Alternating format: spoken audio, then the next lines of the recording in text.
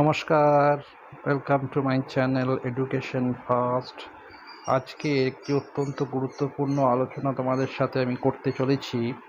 সেটি হচ্ছে 2017 primary TET এবং সেই বিষয়ে একটি গুরুত্বপূর্ণ আপডেট এসেছে, যেটা তোমাদের সঙ্গে আমি ভাগ করে নিতে চাইছি। পুজোর আগেই একটি নিয়োগ প্রক্রিয়া সম্পন্ন করতে চলেছে প্রাথমিক শিক্ষা পর্ষদ। চ্যানেলটি ভালো লাগলে লাইক, শেয়ার, সাবস্ক্রাইব ও পাশে থাকা বেল আইকনটিকে অবশ্যই টিপে দেবে, যাতে করে এইরকম ভিডিও খবর পেলেই তোমাদের সামনে ভিডিও নিয়ে আসবো এবং তোমরা সেই বিষয়ে জানতে পারবে। পুজোর আগেই তোমাদের জন্য একটি অত্যন্ত সুখবর আজকের এই ভিডিওর মাধ্যমে আমি দেব। সেটি হচ্ছে প্রাইমারি টেট সম্পর্কিত।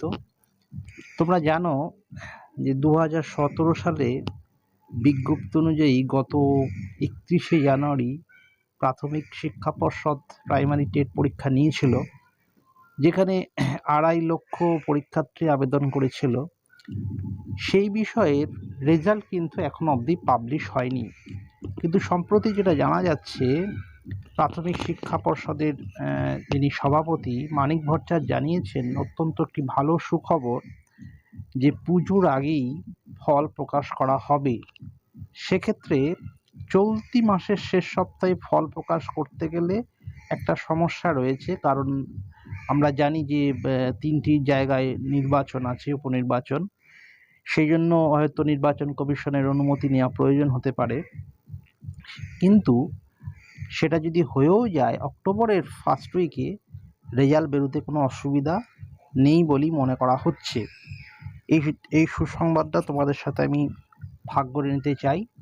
পুজোর আগে যারা পরীক্ষা দিয়েছিলে তাদের জন্য এই সুখবরটি আমি জানাচ্ছি। পাশাপাশি আরও একটা যে বিষয় জানাতে চাইছি, সেটা হচ্ছে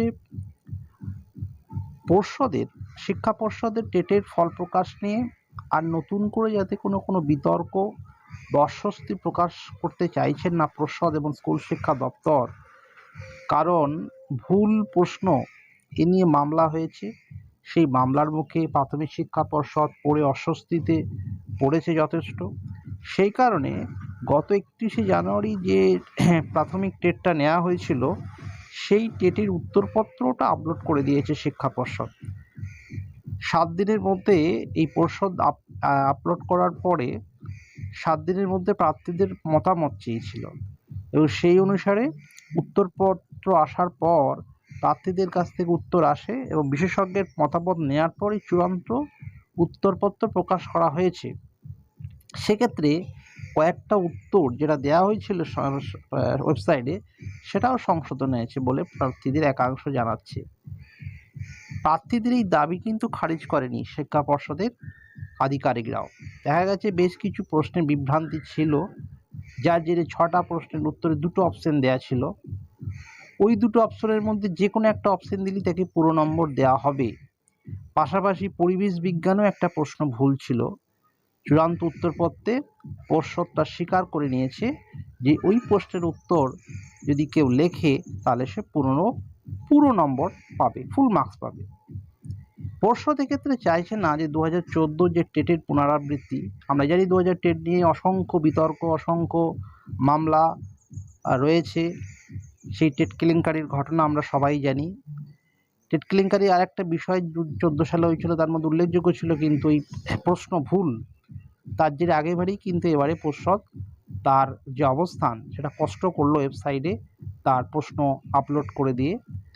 এবং এই বিষয়ে পর্ষদ জানাচ্ছে যে আমরা কোনো রকম অস্বচ্ছতার সাথে নিয়োগ করতে চাইছি না, একদম সমস্ত কিছুটাই স্বচ্ছতার সাথে নিয়োগ করার উদ্দেশ্যেই আমাদের এই উদ্যোগ, যাতে করে কোনো বিতর্ক আগামী দিনে এ নিয়ে না ওঠে।